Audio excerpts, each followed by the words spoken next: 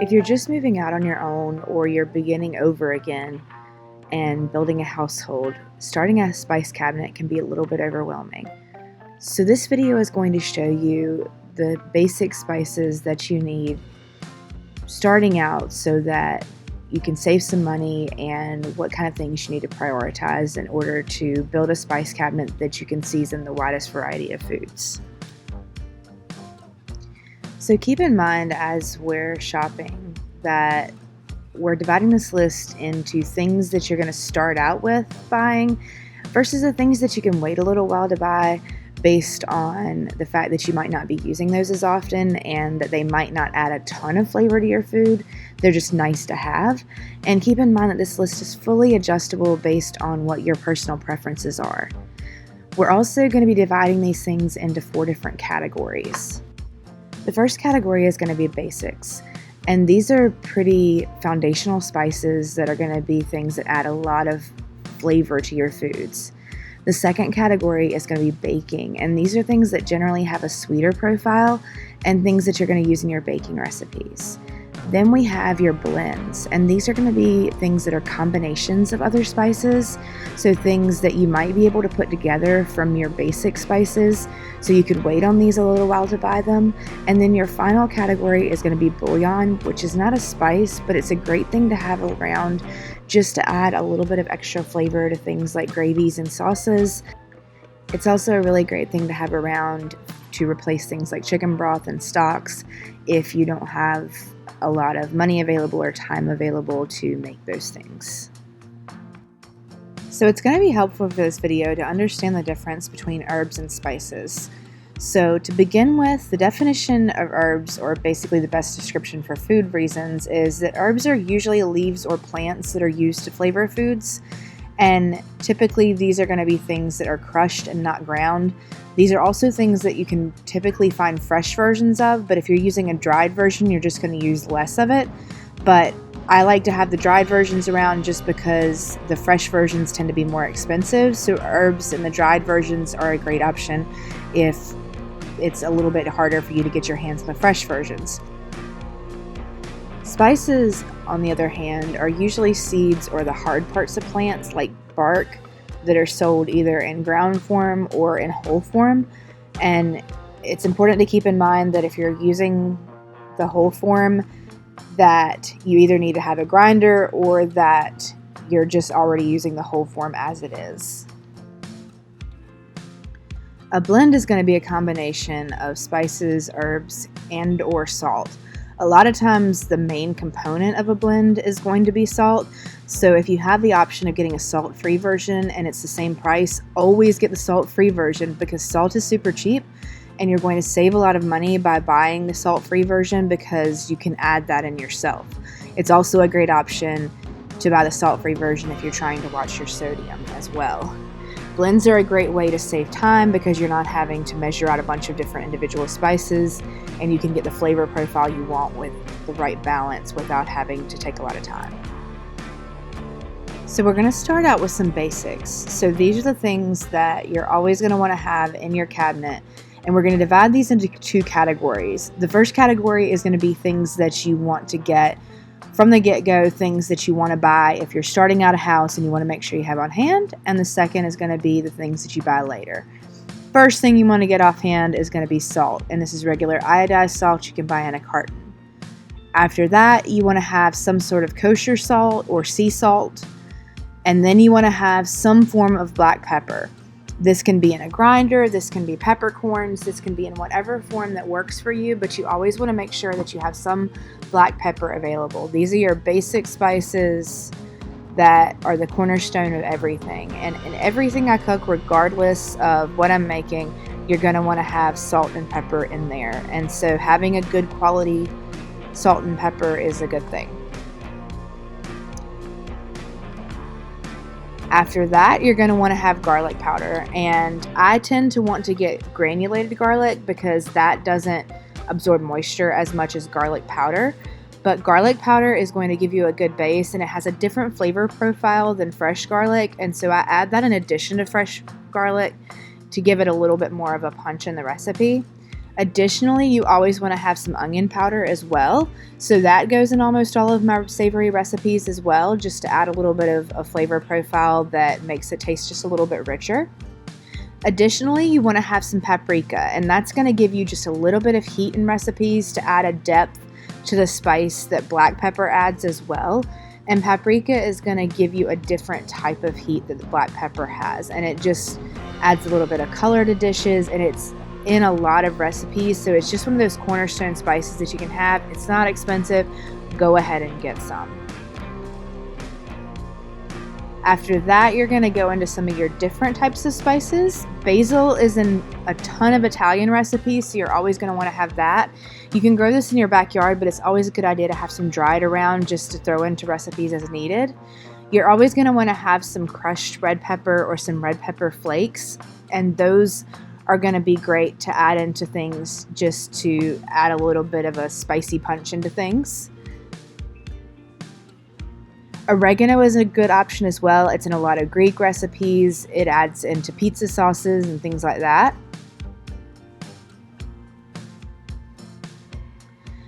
And having dill on hand is very, very important. And I know that sounds crazy, but especially if you like making your own homemade ranch dressing, it ends up being in a lot of recipes for summery type things. It's in a lot of dip recipes. It just adds a lot of flavor into things. So having some dill on hand, even though it's not something you think about, that's what makes ranch dressing taste as good. And so I always add some extra, even if I'm using the powder mixes or even if I'm using like a bottle of ranch dressing or something. Just having some dill around is a great thing. Now, when you're buying these spices, you can get them as inexpensively as possible. And so buying the cheaper versions is fine.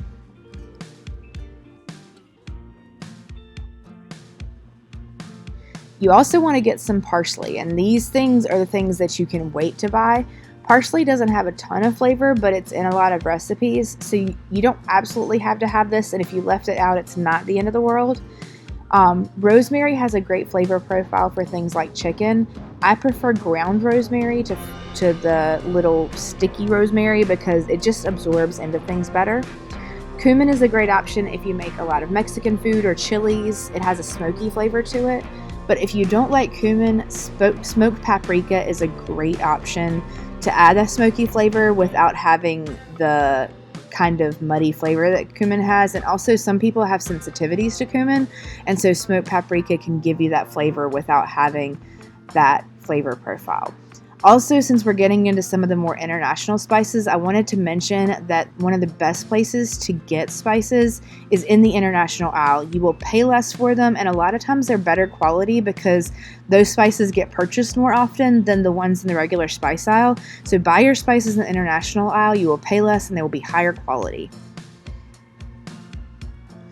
So you can also get thyme as one of your spices. It's not used in many of the recipes that people come across, but it does add a depth of flavor to it that's not really explainable, but it makes it taste better. Mustard powder is used in things like fondue, so that's a great thing to have around. Celery seed goes great into things like stocks. It's good in chicken salad, things like potato salad. It helps out with just adding a little bit of that celery flavor without actually having to have celery, so you get the flavor of the celery without having those ribs and having that chewiness to it. So it's a great way to add the flavor without having to deal with cutting produce and stuff. And I know that cayenne pepper is a keystone spice for a lot of people, but if you've already got the paprika, these two you can kind of interchange, so that one can go in the things to buy later. White pepper seems strange, but it does have a slightly different flavor profile than black pepper, and it's great for things like mashed potatoes that you don't want to necessarily see the spices in, but it just adds that little bit of flavor in there as well. Bay leaves are great for soups and stocks and things like that. You remove them at the end of the cooking process, but they are in a ton of recipes. You don't absolutely have to have them. If you leave it out, it's not going to make a huge difference, but they're great to have around. So now we are getting into the baking category of spices, and I divided this off into a different category because these are generally the things you'll use in things like cookies or cakes or those types of things. And one of the things that is funniest about one of the most popular spices is that most of the cinnamon that we buy is not actually cinnamon. It's a different type of tree bark. But cinnamon is tree bark that's ground up. You also want to have some ginger around. It's great in pumpkin pies or in cookies or any number of things. And ginger is definitely cheaper in the International Food Salad, by the way, so definitely buy that there. Vanilla is a wonderful thing to have in any sort of baking recipe. I add it into almost everything sweet I make, regardless of whether it calls for it. Also, pure vanilla extract is the way to go. If you can splurge for a vanilla bean paste, that's awesome. But spending a little bit of money on your vanilla is really gonna kick up your baked goods. But if you can't, an imitation will work fine until you can splurge for something a little more. Nutmeg is something that is mainly used in baking, but it also is added into things like white sauces in very, very tiny amounts to add a little bit of flavor. Cloves are very, very expensive, but this is another thing that if you get them from the International Food Salad, they're going to be a lot cheaper. And they are used a lot of times whole in terms of hams and stuff, but cloves are usually used in tiny little amounts, so you can get yourself a very small container of these because the flavor goes a long way. Allspice is actually an individual spice. It is not a combination of a lot of different spices. It is not a blend. It is an individual plant, just to let you know. It is in a lot of Christmassy recipes. And then coriander is another one that is in a lot of international recipes. It's really good in a lot of teas and just tastes amazing. So that's a good one to have around, especially if you do a lot of international cooking or that you like to experiment. So that one's a good one to have around. So blends are something that is put together by professionals in test kitchens to be powerhouses of your kitchen. The flavors are going to be balanced because they are designed to go a lot of times on certain things, but these are combinations of herbs, spices, and sometimes salt. And like I mentioned earlier, if you can get the salt-free versions, salt is cheap, so don't pay for salt in a blend if you don't have to, and it also lets you choose the amount of sodium that's going into a recipe. And this might be a strange choice for your first one, but I always think that a good Greek seasoning is one of your best options because it goes on just about everything. You also want to have an Italian seasoning on hand because it's great to put in things like sauces, and it goes well into things like pizza. Lemon pepper is a great option for things like chicken. It also goes really well into chicken salad or into pasta salad just to add a little bit of acidity. And then seasoning salt is great for any sort of fried foods. It's also the cornerstone of things like Chex Mix, so having that around is a great idea. And then also chili powder is a good option if you make a lot of chili. Also, just know that chili powder has a combination of spices and can have cumin in it. And so if you don't like the flavor of cumin, then getting an ancho chili powder might be a good option because that is literally just ground up chilies. So that's a great way to get chili powder without including that in there.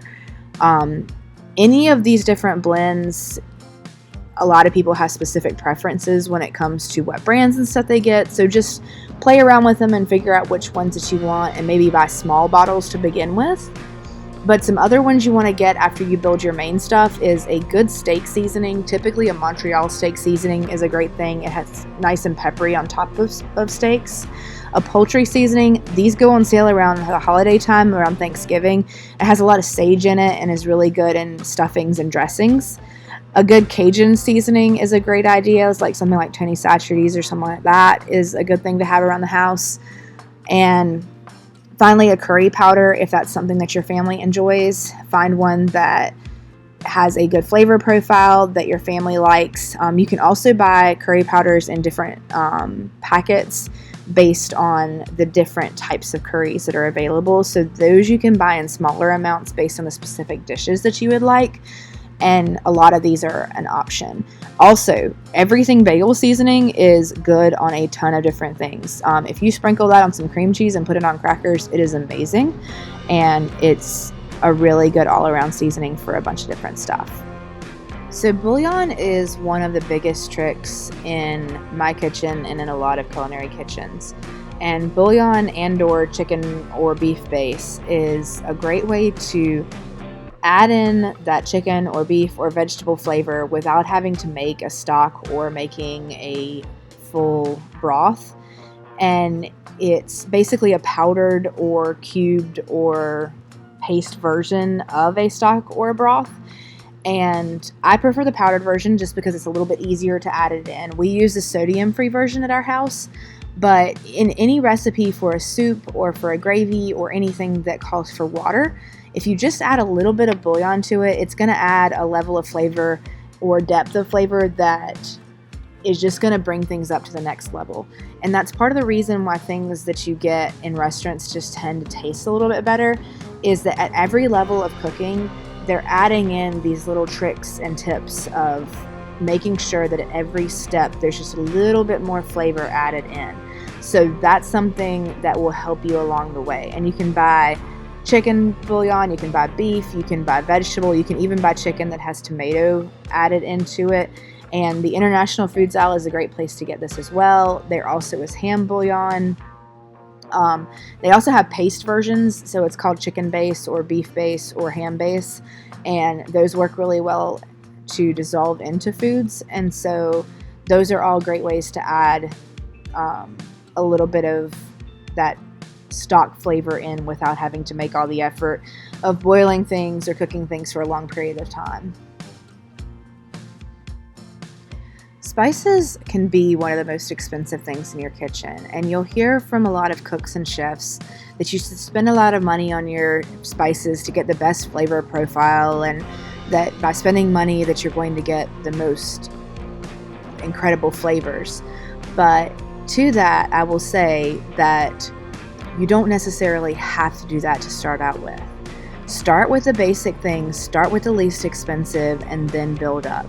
Does it make a difference to spend money and buy more expensive things and buy higher quality things? Yes. But you don't need to do that to start out with. And a fed family is a fed family is a fed family.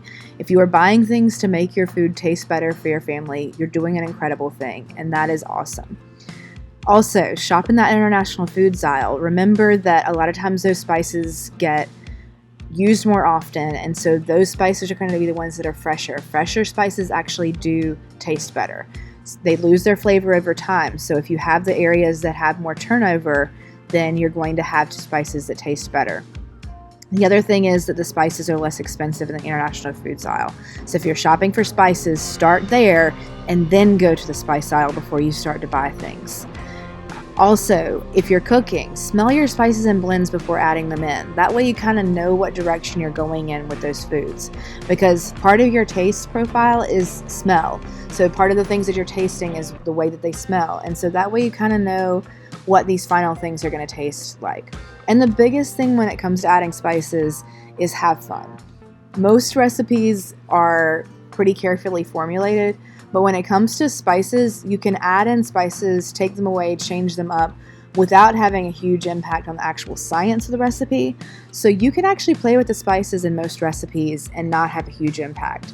So if you want to change up the ginger and cinnamon, have at it. If you want to use lemon pepper instead of Greek seasoning, go for it. You can play with the flavor profiles of spices and have a lot more fun with a recipe. So if your family's bored with eating the same dishes every night because of finances or anything like that, spices might be the way to change things up and to make things seem a little less boring. So this is a great way to add some interest. And if you're having a hard time affording spices, maybe each week when you go to the grocery store, pick up a new one. And that way you're not having to build everything at one time. Just pick up a new spice each time you go, and that way you're building your cabinet one at a time. And it's not going to be so overwhelming to buy every single thing at once. I also highly recommend, and this is going to sound strange, but if you're ever registering for a gift registry or having a wedding shower, have people bring their favorite spice as a gift. And that way you can build your spice cabinet without having any sort of monetary investment, but you also get to see what types of flavors your family and friends love. So that's a great way to end up having something that's truly a gift of love and bring more love into your family as you're starting out. Thank you so much for watching Mixing with Mercs. Don't forget to like, comment, and subscribe. And comment your favorite spice below.